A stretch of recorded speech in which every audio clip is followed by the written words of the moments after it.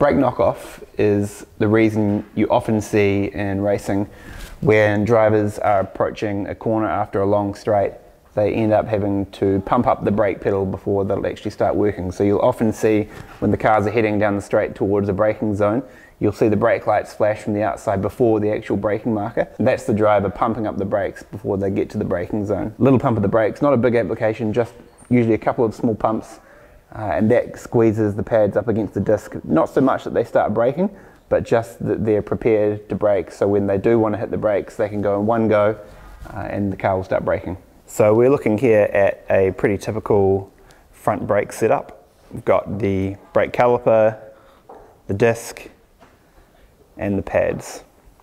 So if we look in there, you can see in behind the pad, between the caliper and the pad, we've got the little pistons sitting in here. These pistons are the parts that push out from the caliper onto the pad and squeezes everything in together there to make the car stop. So what's happening when you get brake knockoff is the pads themselves are getting pushed back into the caliper. And that means you end up with extra clearance in between the pad and the disc. You need to use an extra brake application before the brakes actually start working. The number one thing for reducing pad knockoff is to reduce compliance and any play in your hub and upright.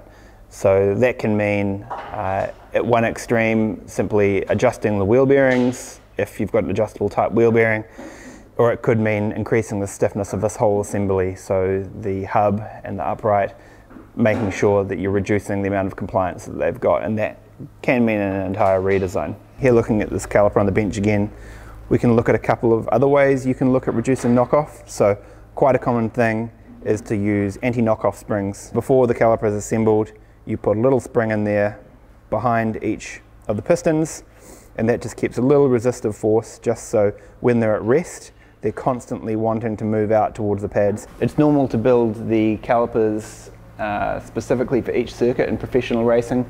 So you'll have, at some circuits, say, a relatively low average speed circuit with lots of bumps and curbs like a street circuit. That will typically have quite heavy knockoff springs fitted, where if you go somewhere where top speed's really important, you typically don't want any extra drag on the straights.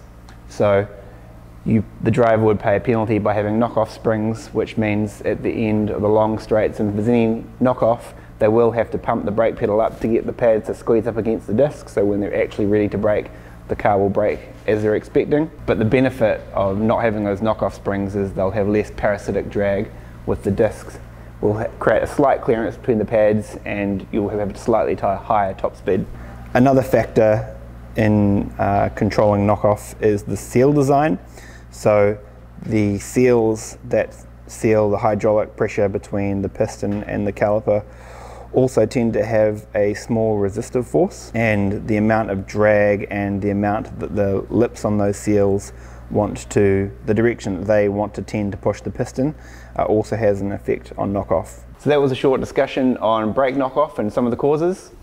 In summary, if you've got brake knockoff problems with a long pedal when you go and approach the braking zone, particularly on bumpy circuits, what you need to do is to reduce the compliance in the system, so reducing wheel bearing clearance, making sure the whole thing's stiff enough, and if that's still fine and you can't do anything else to help that, you can try running anti-knockoff springs to get a better quality brake pedal.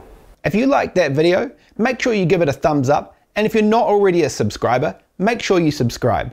We're constantly releasing new videos, and if you like free stuff, we've got a great deal for you. Click the link in the description of this video to claim your free spot to our next live lesson.